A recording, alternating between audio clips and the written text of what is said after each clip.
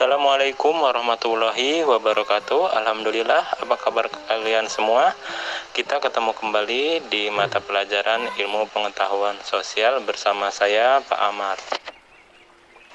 Mari sebelum kita mulai pembelajarannya, kita berdoa dulu menurut kepercayaan masing-masing mengenai letak dan luas Indonesia.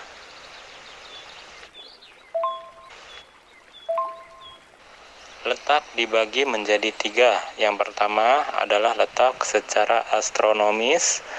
Yang kedua, letak berdasarkan geografis. Dan yang ketiga, letak secara geologis. Yang pertama kita bahas mengenai letak secara astronomis, yaitu letak atau wilayah dilihat dari posisi koordinatnya atau garis lintang dan garis bujur. Garis lintang yang memisahkan antara utara dan selatan disebut dengan lintang utara dan lintang selatan, namanya garis lintang. Sedangkan yang memisahkan antara barat dan timur disebut sebagai garis bujur. Ada garis bujur timur, ada garis bujur barat. Di tengah-tengahnya ada 0 derajat, begitu juga lintang. Di tengah-tengahnya ada 0 derajat.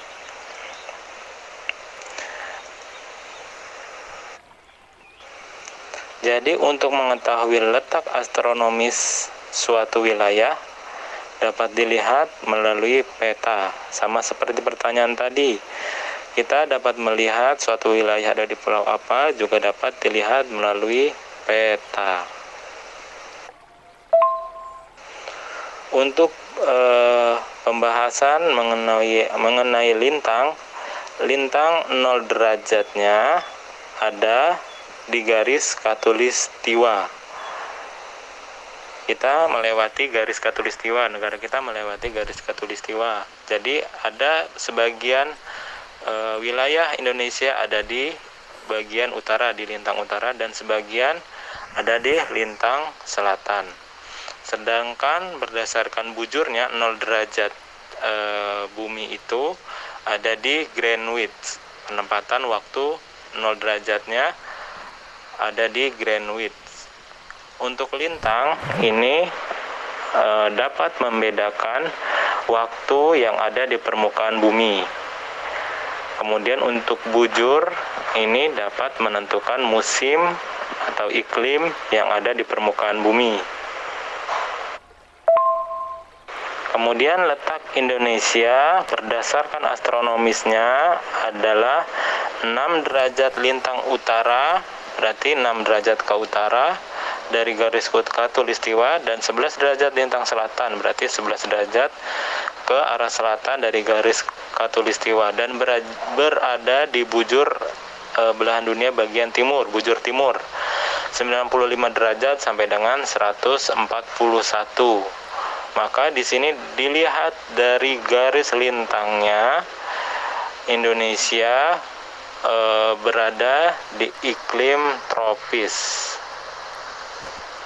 yang selalu terkena sinar matahari, sehingga suhu udaranya tidak terlalu dingin.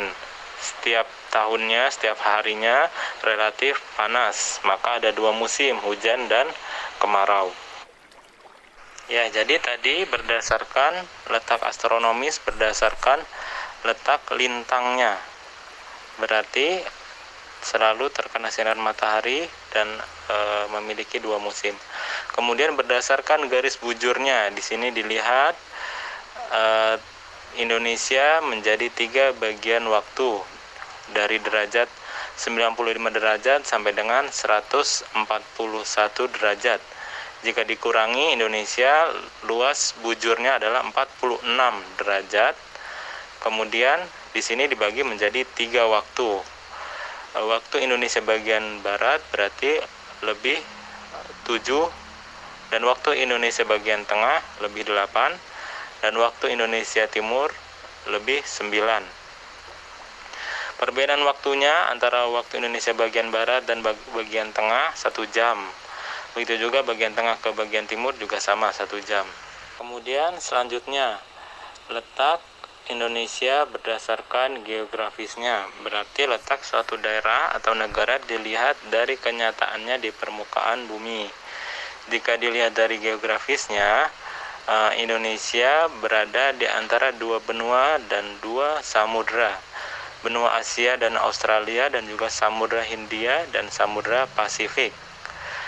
Jika dilihat dari peta, secara geografisnya Indonesia dilalui oleh jalur perdagangan internasional antara Asia Timur menuju Eropa, Afrika, dan Timur Tengah, kemudian sampai dengan India. Berdasarkan geografisnya, Indonesia berbatasan dengan bagian utara dengan Malaysia, Singapura, Laut Cina Selatan, dan Samudra Pasifik. Bagian selatannya berbatasan dengan Timur Leste, Samudra Hindia, dan Australia.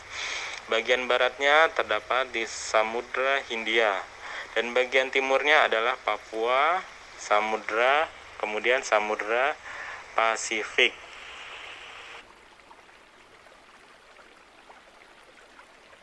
Kemudian letak Indonesia berdasarkan geologisnya. Geologis berarti letak suatu wilayah berdasarkan keadaan batuan di wilayah tersebut. Indonesia berada pada jalur pertemuan tiga lempeng utama, yaitu lempeng Eurasia dan juga lempeng Pasifik dan Indo-Australia, sehingga berpotensi terjadi gempa bumi. Kemudian terdapat banyak gunung berapi, dan Indonesia memiliki banyak sumber energi mineral.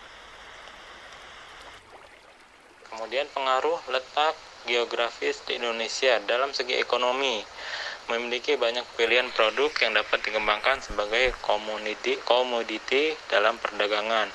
Kemudian terjadinya hubungan perdagangan dengan negara lain. Kemudian yang ketiga, kegiatan ekspor dan impor menjadi lebih lancar karena dilewati oleh jalur perdagangan dunia. Dalam aspek sosial, mudah menjalin hubungan dengan negara lain. Kemudian hubungan Indonesia dengan negara lain menjadi lebih dinamis karena letaknya yang berdekatan dengan negara lain.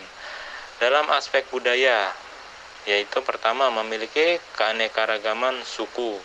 Kemudian terjadinya hubungan perdagangan dengan bangsa-bangsa yang berkembang seperti Cina, Korea, Jepang, Arab, Persia, dan lain-lain karena dilewati oleh jalur perdagangan internasional.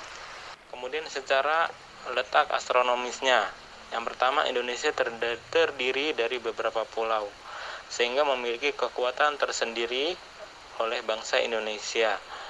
Di samping itu terdapat banyak pulau-pulau yang sebagian besar kepulauannya subur dan kaya akan hasil tambang dan dapat diolah oleh masyarakat Indonesia.